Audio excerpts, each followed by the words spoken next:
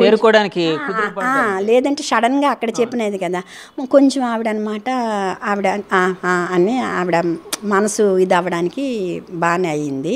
తర్వాత ఏంటంటే అక్కడ మాత్రం ఉన్న శశి భయం వేస్తుంది, శశి భయం వేస్తుంది, శశి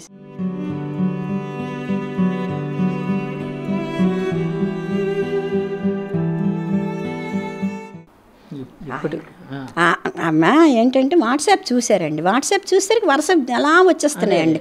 వచ్చేసరికి శశి ఇదేటిది విశాఖ ఏంటది విశాఖవాసి దుర్మరణం ఇదేటిది నేను చచ్చిపోతాను లా పెయింట్ అయిపోయారు. పెయింట్ అయిపోయారు. వెంటనే కొంచెం నీళ్ళేమో కొట్టానండి. నీళ్ళు కొట్టిన తర్వాత కూర్చున్న తర్వాత పడుకోపెట్టమన్నారండి. పడుకోపెట్టమనేసరికి అక్కడ ఏమీ లేవు. లేకపోతే ఏమో చున్నీ లేదండి ఢిల్లీలో అండి ఢిల్లీ ఎయిర్పోర్ట్లో ఈ చున్నీ తీసి వేసి ఆవిడని పడుకోపెడితే అప్పుడు ఇద్దరు డాక్టర్లు వచ్చారండి.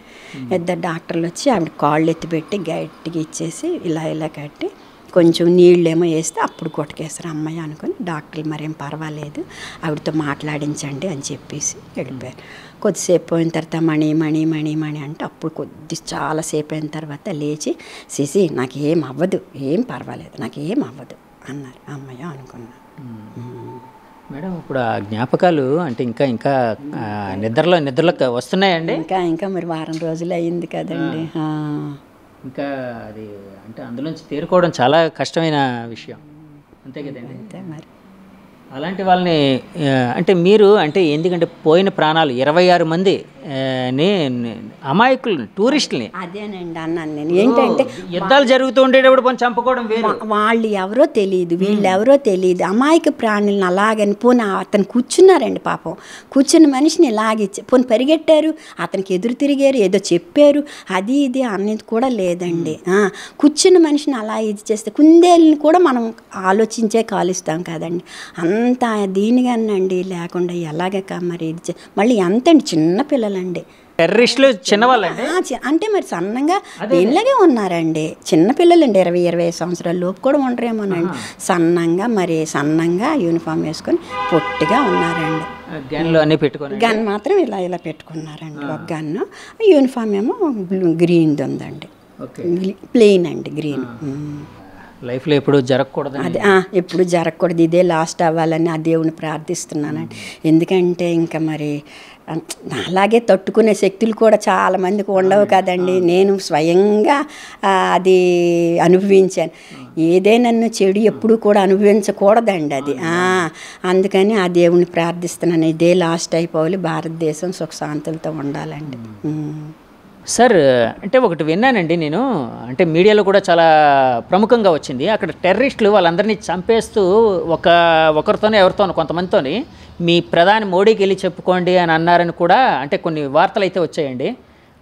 ఏంటి సార్ మీ ఫీలింగ్ ఏంటి దాని మీద? అంటే అలాంటివి జరిగే అంటే మీరు మీ ఎదురుగా ఏమైనా చూసారా అలాంటివైనా? అంటే నా దగ్గర ప్రత్యక్షంగా కాదు కానీ అక్కడ బాధితులు మాత్రం చెప్పారు ఏంటంటే ఇప్పుడు వెళ్ళి మీ ప్రధానితో చెప్పుకున్న అంటే మీ మోడీతో చెప్పుకున్నారు, మీ ప్రధాని కదా మీ మోడీతో చెప్పుకుని అన్నారంట. కానీ అది అంటే అది దుశ్చర్య కాదు, అది ఖండకావరం అది. ఎందుకంటే అతను భారతదేశ ప్రజలందరికీ ప్రధాని, అది ఇన్ని కోట్ల మందికి ప్రతినిధి అయ్యింది, అతన్ని చాలించేయడం అనేది చాలా తప్పు. అది మనం ఇప్పుడు ఏమైనా టెర్రరిస్టులు అంటున్నాం కానీ టెర్రరిస్టుల తాలూకా ఆ కంటితుల ప్రధానం మనం ఏం అంటం లేదు కదా. కాబట్టి ఆ మాత్రం కూడా ఇంకిత జ్ఞానం లేకుండా అలా మాట్లాడడం అది మన సార్వభౌమత్వానికి నిజంగా చెప్పాలంటే ఛాలెంజ్ చేయడం అది. సో అటువంటి మాట్లాడినాడు నిజంగా నువ్వు శిక్షించాలంటున్నారు కదా మీరు, శిక్షించాలంటే నాలుగు తీసేయాలి దీని ప్రకారం. సో అది చాలా అంటే తప్పుడు వాక్కులేదు, అది నా ఒపీనియన్. చంపుతున్న వాళ్ళతో పాటు ఉన్న వాళ్ళ భార్యలతో వాళ్ళతో అన్నారు. అదే అంటే ఇప్పుడు ఒక అతన్ని చంపేశారు, అతని భార్యతో ఇది చేసిన ఛాలెంజ్ ఇది ఏంటంటే ఇప్పుడు వెళ్ళి మీ మోడీతో చెప్పుకోండి ఏం చేస్తాడో చూద్దామని. సో ఆయన అన్నారని చెప్పేసి ఆవిడ అక్కడ చెప్పారు, అక్కడ హాస్పిటల్లోని అక్కడ తర్వాత మిగతా అది టూరిస్టులతోటి ఆవిడ చెప్పగా నేను విన్నాను. అంటే ఓ బాధితురాలు. మేడం ఇందాక మీరు ఏదో చెప్తూ ఉన్నారు లెటర్ అని. నేను కూడా ఈ విషయం మోడీ గారికి లెటర్ రాద్దాం అని అనిపించిందండి. ఎందుకంటే ఆయన టెర్రరిస్టుల్ని రూపుమాపడంలో ప్రముఖ పాత్ర వహిస్తున్నారండి. కానీ ఒక బాధితురాలుగా మోడీ గారికి లెటర్ రాసేసి ఇదే లాస్ట్ ఉగ్రవాదం అని మన దేశం శాంతిగా ఉండాలి. హార్ట్ఫుల్నెస్ కన్హా శాంతివనంకి హైదరాబాద్ వచ్చారండి ఆయన, మోదీ గారు వచ్చారు. రెండు మూడు సార్లు మా దాజీ గారిని తో కలిశారండి. నేను కూడా ఒక అభ్యాసినేనండి. అందుకని మోదీ గారితో అలా లెటర్ అంటే ఆ ఐడియా వచ్చిందండి. మోదీ గారితో లెటర్ మరి నాకు ఎలా తెలియదు కదా. అందుకని ఆయన హైదరాబాద్ వచ్చారు కనుక మోదీ గారితో ఇలా లెటర్ రాయాలి. ఆయన ముందు ఆయన కృషి చేస్తున్నారు. ఇది లాస్ట్ అవ్వాలి, భారతదేశం ఇంకొంచెం శుభ్రంగా ఉండాలి, సుఖ సంతోషాలతో ఉండాలి, అందరూ చెప్పినట్టుగా అనమాట హ్యాపీగా బయట తిరగాలండి.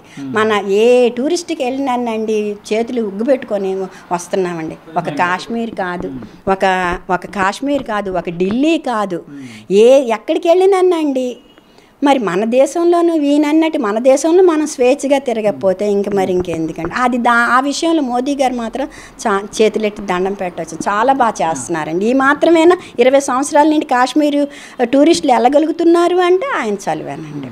మేడం, ఇప్పుడు మోదీ గారికి లెటర్ రాస్తానన్నారు కదా, అంటే లెటర్లో ఏ విషయాన్ని ప్రముఖంగా అంటే ఉగ్రవాదాన్ని రూపుమాపండి, గట్టిగా దాని మీద కృషి చేయండి అనా? అంతేనండి. అదే చేద్దాం. ఇలా ఉగ్రవాదం చేసే వాళ్ళని ఏం చేయాలమ్మా? మీరేమనుకుంటున్నారు చెప్పండి.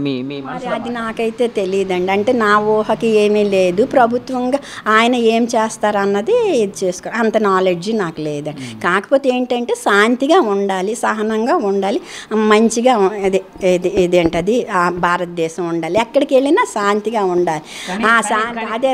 అదే ఇప్పుడు కరువు అవుతుంది. కానీ శాంతిగా ఉండేటప్పుడు పక్కవాడు చెంపలు కొట్టి ప్రాణాలు తీస్తూ ఉంటే తిరగబడాలని అంటే అనుకోవడం తప్పేం కాదు కదా. అందుకనే టెర్రరిస్టుల్ని ఇది చేసేసి ఒక రూపమాపి శాంతిగా చేయమని అంటున్నాను.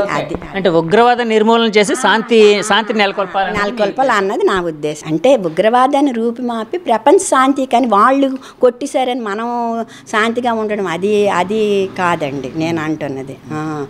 అదనమాట సార్. ఇప్పుడు ట్రామా నుంచి మీరు ఒక మెచ్యూర్డ్ పర్సన్, ఏజ్లోనే కాకుండా ఎడ్యుకేషన్ ఇలాంటి వాటిలో కూడా ఒక మెచ్యూరిటీ అనేది ఉంది, రకరకాల విషయాల మీద మీకు అవగాహన ఉంది. సో ఆ ట్రామా అనేది ఇది ఆలోచనలు, ఆ జ్ఞాపకాలు సైకలాజికల్గా ఎలా చేస్తుంది, అంటే అందులోంచి ఎలా బయటపడుతున్నారు? అలా కాదంటే డెఫినెట్గా అది సైకలాజికల్ దాని ఇంపాక్ట్ ఉంటుంది. మనం అంటే ఆలోచన విధానాన్ని కూడా కొద్దిగా తగ్గించేస్తుంది. తర్వాత ఆలోచన కూడా అంటే సరైన మార్గంలో వెళ్ళకుండా చేస్తుంది. ఇప్పుడు అంటే కొద్ది టైం అయింది కాబట్టి నార్మల్స్కి వస్తున్నాము. సో అంటే షివరింగ్ అనేది ఉండేది మొదట్లో, ఫస్ట్ 1 or 2 days వరకు. అంటే ఆలోచనలు వచ్చేవి మనకి, అంటే షివరింగ్ అంటే వచ్చేది. తర్వాత అది గ్రాడ్యువల్గా కొద్దిగా తగ్గింది. నేను కూడా ఓంకారం చేసుకుంటాను, ధ్యానం చేసుకుంటాను కాబట్టి కొంతవరకు I could overcome it. Sir, యాక్చువల్గా ఇప్పుడు ఒక సంఘటన ఏదైనా ఒక దుర్ఘటన జరిగినప్పుడు మనం బాధితులం అయితే మన రక్తం మరిగిపోతూ ఉంటుంది. అంటే ఎవరికైనా అంటే దాని మీద ప్రతీకారం తీర్చుకోవాలి, మనకి ఇంత అన్యాయం జరిగింది అంటే ఇక్కడుండే పరిస్థితి ఏంటంటే ఒక మామూలు అమాయకపు టూరిస్టులు మీరందరూ సరదాగా మన దేశాన్ని చూడడం కోసం వెళ్ళారు. అక్కడికి వెళ్ళిన తర్వాత ఇలాంటి దుర్ఘటన జరిగింది, మీ స్నేహితుడిని కోల్పోయారు, అలాగే 26 మంది భారతీయులు అనే దాన్ని స్ట్రెస్ చేయాలి మనం, ఎందుకంటే వాళ్ళందరూ మన సహోదరులు. సో వాళ్ళని కోల్పోయాం. సో అంటే ఆ నెత్తురు ఉడుకుతూ ఉంటుంది, ఎందుకంటే ఇది చూసిన వాళ్ళకే నెత్తురు ఉడుకుతుంది. అలాంటి సమయంలోని పాకిస్తాన్కి సంబంధించిన వాళ్ళు అంటే ఇందులో మా ప్రమేయం ఏమీ లేదు, కొంతమంది వాళ్ళ మంత్రులు అంటారు అక్కడ మోదీ వాళ్ళ ప్రభుత్వమే చేసుకుంది, అదంతానా వాళ్ళ ప్రభుత్వమే కాల్పించుకుంది అన్నట్టు కొన్ని మాటలు. తర్వాత మన ప్రభుత్వం కొన్ని అంటే సింధు జలాల ఒప్పందాన్ని రద్దు చేస్తూ వాళ్ళ దౌత్యపరంగా చర్యలు తీసుకోవడానికి దాన్ని స్టాప్ చేసింది. అంటే అక్కడ ఒక నాయకుడు బెంజీర్ భుట్టో గారి కొడుకు బిలవర్ భుట్టో అంటాడు, సింధు జలాలను వదలకపోతే రక్తం పారిస్తాము. ఇలాంటి వ్యాఖ్యలు వింటూ ఉంటే ఒక సగటు భారతీయుడిగా, ఒక బాధితుడిగా మీ అభిప్రాయం ఏంటండి? ఎలా అనిపిస్తుంది మీకు? అది తెలివి తక్కువ కామెంట్ అండి అది. ఎందుకంటే భారతదేశానికి 26 మందిని అన్యాయంగా చంపినప్పుడు మనం ఏ చర్యను తీసుకుంటాం, అది సహజంగా మన చేతిలో ఉన్నవని నిన్ను దానికి రక్తం పారిస్తామని అనే ఛాలెంజ్ అన్నది అది అవివేకం, తెలివి తక్కువ. ఒక బుట్టో కొడుకు అన్నాడనంటే సహించవచ్చు. ఓ తికాయత్ అన్నాడు ఒక రైతు నాయకుడు ఇండియా నుంచే అతను అన్నాడట, పాకిస్తాన్ రైతులు ఇబ్బంది పడిపోతారో అలా చేస్తాని.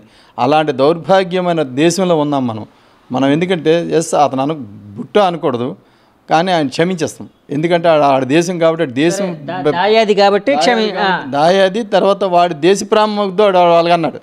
మన దేశంలో దౌర్భాగ్యులు ఇలాంటి వీళ్ళు కూడా అక్కడ రైతులు కష్టపడిపోతారు, వాళ్ళని ఇబ్బంది పెట్టడం అవుతుందని చెప్పేసి మన దేశంలో ఉన్న అన్నందుకు మేము బాధపడుతున్నాం. వాడెన్నికన్నా ఎక్కువగా వీడన్నందుకు బాధపడుతున్నాం మేము. అంటే మన దేశంలో వాళ్ళే మన సార్వభౌమత్వాన్ని దాన్ని దెబ్బతీస్తున్నారు కదండి. సింధు జలాలను మనం అడ్డుకట్ట వేస్తాం. ఎందుకు ఇస్తాం వాళ్ళకి?